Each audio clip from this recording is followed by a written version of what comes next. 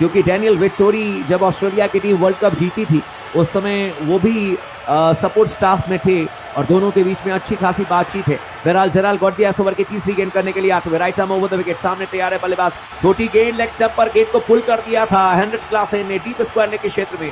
शम्स मुलानी ने गेंद को फील्ड किया, वापस रो किया ईशान किशन के हाथों में, लेकिन एक रन लेने से नहीं रोक पाएंगे। और जब सिंगल भाग रहे थे काफी निराश दिखे, क्योंकि पता था बल्लेबाज हेनरिच क्लासेन को कि अगर शॉर्ट फाइनल पर जो खिलाड़ी मौजूद हैं उनके बगल से गेंद को खेल देते तो 4 रन मिल जाती, लेकिन सिंगल ही मिलेगा। और इस समय स्कोर कुल मिलाकर के 206 रन 3 विकेट के नुकसान पर। इस ओवर की चौथी गेंद करने के लिए आते हुए इस बार लेग स्टंप से बाहर गेंद कर दी, गुड लेंथ पर गेंद थी लेकिन लेग स्टंप से बाहर। ईशान किशन भी गेंद को ठीक तरीके से गैदर नहीं कर पाए, छलांग लगा करके रोकने का प्रयास किया, लेकिन 4 रन मिल जाएंगे।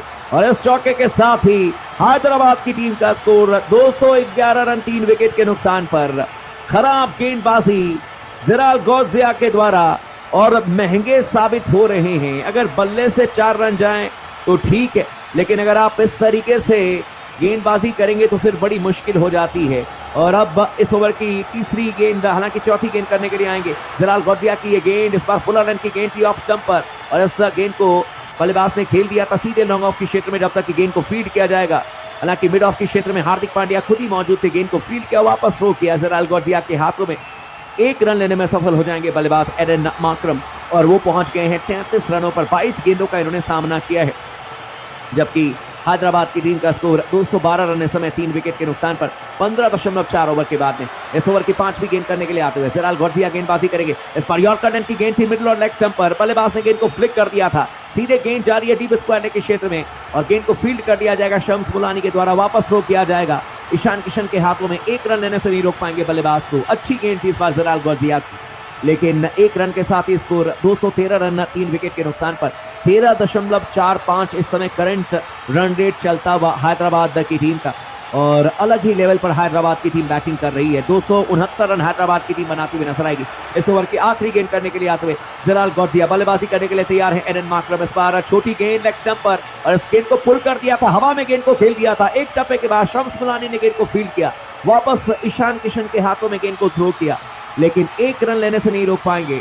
16 ओवर की समाप्ति के बाद में हैदराबाद की टीम का स्कोर है 214 रन 3 विकेट के नुकसान पर। और मुंबई इंडियंस के खिलाफ में हैदराबाद की टीम का जो प्रोजेक्टेड स्कोर है 13.38 रन के हिसाब से, उसके हिसाब से 269 रन हैदराबाद की टीम बनाने में सफल हो जाएगी। और ये इंडियन प्रीमियर लीग के इतिहास में एक बड़ा स्कोर होगा। और आप समझ सकते हैं कि अगर मुंबई इंडियंस की टीम ने इस स्कोर को चेज कर लिया तो ऐसे मैच कोई भुला नहीं सकता है।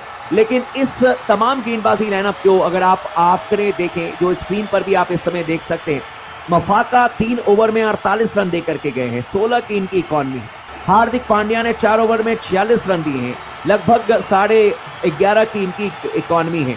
जसप्रीत बुमराह ने 3 ओवर में 23 रन दिए हैं, इनकी इकॉनमी 7.67 है। तो जसप्रीत बुमराह एकमात्र ऐसे गेंदबाज हैं जो इकॉनमी में सिंगल डिजिट में आते हैं। बाकी सभी गेंदबाज 11, 16, 14, 12, पीयूष चावला से लेकर के शम्स मुलानी और कुल मिलाकर के देखें तो मफाका से लेकर के हार्दिक पांड्या, कोई बचा नहीं है। जेराल गॉर्जिया इतने पिटे हैं कि क्या ही कहा जाए। और कुल मिलाकर के देखा जाए जो इनिंग्स में रन बने हैं वो आप स्क्रीन पर देख सकते हैं। 1 से लेकर के 6 ओवर में कुल मिलाकर के 81 रन बने हैं 1 विकेट के नुकसान पर। और उस समय जो रन रेट था वो 13.50 था। उसके बाद 7 से 15 ओवर में 121 रन बने हैं 2 विकेट के नुकसान पर, 13.44। और कुल मिलाकर के 16वें ओवर की जो डेथ ओवर की शुरुआत हुई है उसमें 12 रन आए हैं। यानी कि डेथ ओवर्स का जो रन रेट है, हालांकि पहला ही ओवर है, वही सबसे कम नजर आ रहा है। बाकी दोनों जो शुरुआती ओवर और मिडिल ओवर्स हैं उसमें रन रेट 13.5 के हैं। और इस तरीके के मैचेस बहुत कम देखने को मिलते हैं। ब्रायन लारा आए थे आज पिच रिपोर्ट देने के लिए और साथ में केविन पीटरसन थे। ये बात बिल्कुल कही गई कि ये हाई स्कोरिंग मैच होगा, बिल्कुल फ्लैट विकेट है, एक घास नहीं है इस विकेट पर। लेकिन जरूर कहा गया था कि टॉस जीत करके पहले बल्लेबाजी करना चाहिए। हो सकता है कि इस विकेट पर थोड़ी सी वेयर एंड टेयर हो, यानी कि 20 ओवर जब खेल हो जाए उसके बाद बैटिंग करने में थोड़ी सी मुश्किलें पैदा हो। लेकिन टॉस जीत करके हार्दिक पांड्या ने आज पहले गेंदबाजी करने का फैसला किया लेकिन क्या इस मैच में मुंबई इंडियंस की टीम के जो बल्लेबाज हैं वो भी इसी तरीके से बैटिंग कर पाएंगे? क्योंकि एक बात तो तय है कि यहाँ से रन कम से कम 250 बनने चाहिए। सनराइजर्स हैदराबाद की टीम ने जैसे बल्लेबाजी करके दिखाई है, और अभी भी इनके पास में हेनरिच क्लासेन जो कि 200 की स्ट्राइक रेट से बैटिंग कर रहे हैं, एडन मार्करम जो कि इस समय 147 की स्ट्राइक रेट से बैटिंग कर रहे हैं, लगभग 148 की स्ट्राइक रेट से बैटिंग कर रहे हैं। आने वाले में इनके पास में अब्दुल समद हैं, इसके अलावा शहबाज अहमद हैं, पैट कमिंस भी हैं, भुवनेश्वर कुमार। हालांकि इतनी बैटिंग की जरूरत पड़ेगी नहीं पड़ेगी। 24 गेंदें हैं गेंदबाजी करने के लिए आते हुए बाएं हाथ के गेंदबाज मफाका। इस बार ये गेंद फुलर लेंथ की थी, लेकिन ऑफ स्टंप से बाहर थी मफाका की गेंद, और विकेट कीपर ईशान किशन ने अपने ग्लव्स में गेंद को जरूर कैद किया था, लेकिन वाइड करार दिया जाएगा। कैप्टन हार्दिक पांड्या एक बार फिर से ट्वेना मफाका के पास में पहुंचे हैं और उनको कुछ समझाते हुए नजर आ रहे हैं कि आपको कैसी गेंदबाजी करनी है।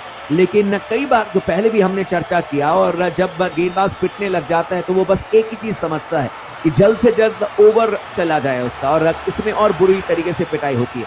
बहरहाल मफाका इस ओवर की दूसरी गेंद करने के लिए आते हुए, हालांकि पहली गेंद होगी left arm over the wicket. इस बार यॉर्कर लेंथ की गेंद थी, हालांकि फुल टॉस गेंद बना दी थी। बल्लेबाज एडन मार्करम ने गेंद को ड्राइव कर दिया था डीप कवर के क्षेत्र में, जब तक कि नमन